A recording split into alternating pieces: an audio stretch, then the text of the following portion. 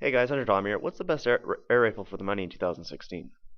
After a few hours of research, I've compiled a few of the best air rifles for the money in 2016. I say a few since I've decided to go with air rifles that are accessible to most people. These guns should be available in local Walmart, Cabela's, Bass Pro Shops, or hunting and outdoor stores near you. All these guns mentioned were listed on the Cabela's store in Canada, so these guns are available in Canada as well as the United States. Also note that these guns are picked under the criteria of price, availability, and if they come with a scope or not, and if they look generally good and appealing to me. So you may not agree, but these are my top picks for 2016 and late 2017. I mean early 2017. But before I get into the guns, I want to say that I need to rewrite the script and rearrange the order of these rifles, of these guns, since I said this was for air rifles only and not just air guns. Some of the guns I had before on the list were not rifles, so I had to take them off the list. They will get some honorable mentions. So the first gun in honorable mentions is the Umarex Nxg. This gun was supposed to win first place this year, but it had to be removed from the list since the barrel wasn't rifled. Ooh, wait up, guys! I kind of messed up in the script again. Yeah, the Umarex Nxg is actually rifled, so yeah, it's basically gonna be tied up with the Stoeger X5, this year's winner. But anyways, let's continue. So I'm sorry about the little mishap, but the Umarex Nxg and the Stoeger X5 are going to be the two winners of 2016. They're both really good guns, but I'll just continue with the honorable mentions right now. So the Daisy Grizzly, I put that in the honorable mentions. It was supposed to win 10th place, but like I was doing before, I was looking at the barrels rifled, and the barrel of the Daisy Grizzly is not rifled, so it will not be in the best and cheapest air rifles of 2016.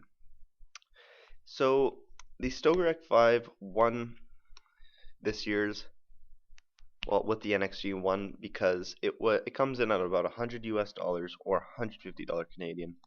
And this gun takes first place because it's capable of shooting a .177 pellet at 495 feet per second, and the gun comes with a scope for shooting at longer distances, which makes it like a very good gun for its value. So second place goes to the Ruger Airhawk, falling in the $120 to $150 range. I had a difficult time choosing third place. Both the Crossman Phantom and the Swiss Arms TAC-1 looked interesting. Unfortunately, the Crossman Phantom's price fluctuates between $100 and $149. However, the TAC-1 by Swiss Arms is decently priced at $149, and it comes with a scope, which the Crossman Phantom doesn't. If the Crossman Phantom went for $100, it would win third place, but that is not the case this year. I would definitely put the Crossman Phantom in fourth place since it has a strong FPS coming around at 490 to 495 feet per second mark. Fifth place was also hard for me to pick since both the Umarex Surge and the Gamo Varmint, they were both really good guns. So I'm going to have to give fifth place to the Gamo Varmint since it simply has 495 feet per second and a 5-star rating on the Cabela's website. The Umarex Surge is going to have to get the 6th place since it has a tiny bit less power than the Gamo Varmint, but both these guns are in 5th and 6th place since they are in the $180 range, and you know, once you start paying $180 for a air rifle, you're going to expect more quality, and I think that's a bit too expensive to the cheaper options you can get, especially if you're not going over the 500 FPS mark and you're staying in the 495 FPS kind of area. So 7th place goes to last year's winner, the Ruger Explorer, which is still a very good gun for the price. And it would have won this year if it came with a decent scope, but unfortunately it doesn't. It's still like really good. If you can get it for like $60, it's an awesome gun. 8th place goes to the Winchester 500S. 9th place goes to the Umarex Morph 3 times, which is a pretty cool gun kit. And 10th place is kind of sketchy this year. I'm going to have to give it to the Gamma Red Cadet. Now, you probably don't know what it is. It's kind of not very available, so that's why it's kind of like in 10th place, and I don't even know if it's rifled or not.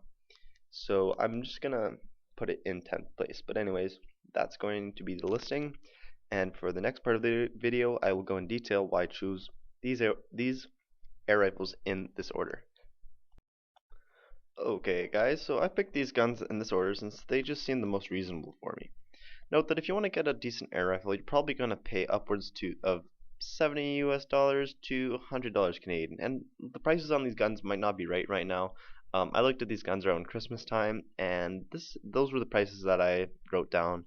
But remember, they're gonna change and stuff. But anyways, I chose a Stoeger X5 in first place this year because it was well priced at $100 US or $125, $150 Canadian.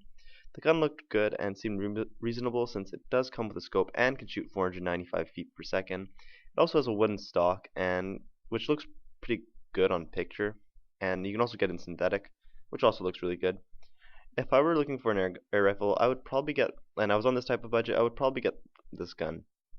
The gun has a 5 on 5 star rating on the Canadian and American website, so I expect it to be somewhat good quality.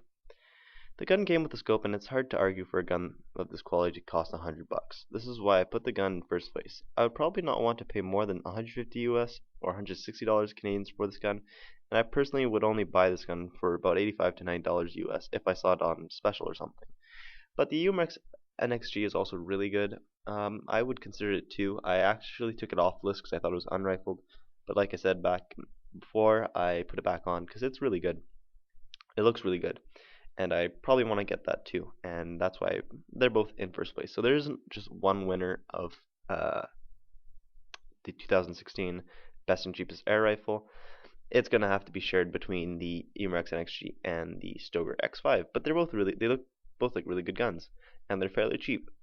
But so yeah, I chose first over second, since Ruger Airhawk has just a tiny bit more tiny bit more expensive, coming in at around $120 US, and has a slightly lower FPS, which could be a big deal for some people. It says it can shoot at like around 495 feet per second, but it could probably hit the 495 mark if you used lighter pellets. It looks like a good gun, and it's much more available than the other guns down the list. I chose second over third since the Ruger Airhawk is much more available than the Swiss Arms TAC 1, and the Ruger Airhawk is also like $30 cheaper depending on where you get it. And I wouldn't want to pay more than like $130 US for like the Ruger Airhawk, or $140 Canadian, and I wouldn't want to pay more than $149 for the Swiss Arms TAC 1. I chose third over fourth since I said the Crossman Phantom doesn't come with a scope, and it also costs the same as the Swiss Arms TAC 1, or like roughly the same, which shouldn't, since the TAC 1 comes with a scope and the Crossman Phantom doesn't come with a scope. But like, I could have put like the Crossman Phantom in first place if it only cost 100 US. But when I last checked the price, it was like 140, and it's just too much for the Crossman Phantom because I've gotten this gun a lot. I had this gun before, but I lost it somehow, and I can tell you right now, I don't think it's worth like $140. But it just depends. You might be interested in it, so go ahead if you want to get it. So yeah, I choose fourth over fifth because the Crossman Phantom was just a tiny bit cheaper than the Gamma Varmint. You'd probably be saving about $30 US or Canadian if you got the Crossman Phantom. I know the prices don't look the same, but you see American and a Canadian price, so yeah. Anyways, you wouldn't be getting a scope for the Phantom, but you would be trading that off for a 5 FPS increase and a $30 to $50 in savings, depending on where you get the gun and where. When you get the gun and where. I chose fifth over sixth because the Gamma Varmint was $10 cheaper on the Canadian website and had a 5 FPS increase compared to the Umarex Surge. I wasn't able to find the exact Gamma Varmint in the United States, but the closest thing I could get to was like $130 or like $100, which would be the most I would pay for this gun. And I would probably only want to get the Crossman Phantom for like $100 or lower, max, 125 Canadian or like 115 US. Anyways, the Umarex Surge is simply a bit less powerful compared to the Gamma Varmint, but also comes with a small price increase. Both these guns are extremely close to each other and would almost be tied if I had more air rifles on the list that respected Canadian airgun laws. I chose 6 over 7 since the Umarex Surge comes with a scope and the Ruger Explorer doesn't, and it has a bigger price gap since the Ruger Explorer can go for $70 while the Umarex Surge can cost like 100 to like 189, which is like ridiculous. So if the Ruger Explorer was going for $70, I would get it and a better scope for it, and what comes with it, and what comes with the Umarex Surge.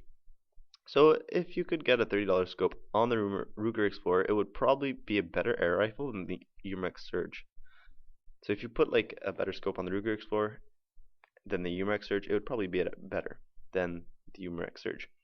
But for now, the Ruger Explorer goes for like 100 US to like 125 Canadian, so it isn't really worth getting in my eyes. I got the Ruger Explorer for like 64 Canadian, which is like $48 US, and if you can get the Ruger Explorer for that price, I would definitely recommend it.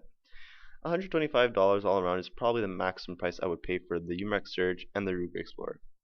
I chose 7th over 8th because the Ruger Explorer was cheaper in Canada and had an FPS boost of 5 compared to the Winchester 500S. The Winchester 500S was $160 on a Canadian website, which is pretty bad. So the Ruger Explorer is only like $125 Canadian, and it's still stronger by like 5 FPS, and is like $35 cheaper. So in the United States, both these guns cost the same at $100. So I would probably choose the Ruger Explorer since it's stronger.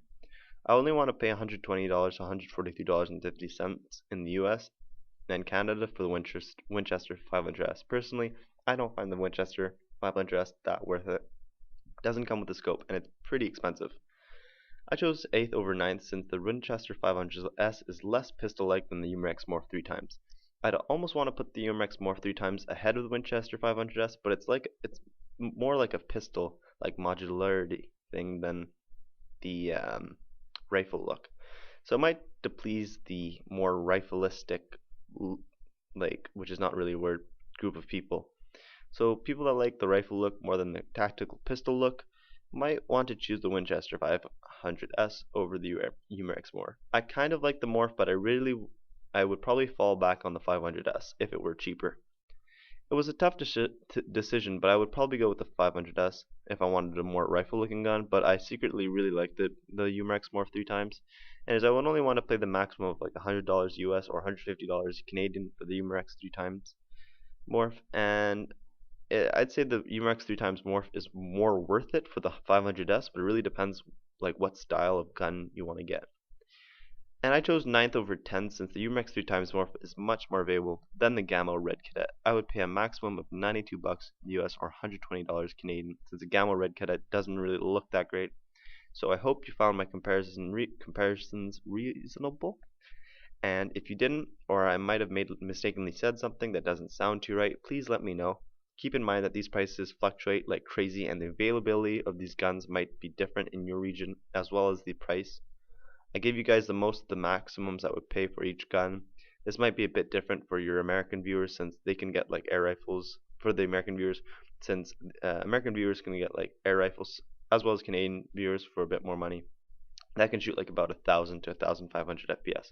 So if you live like in America, or you have a gun license in Canada, or a firearms license, I don't know what it's like in Britain, I would definitely recommend getting a gun over 1,000 FPS or over 500 FPS.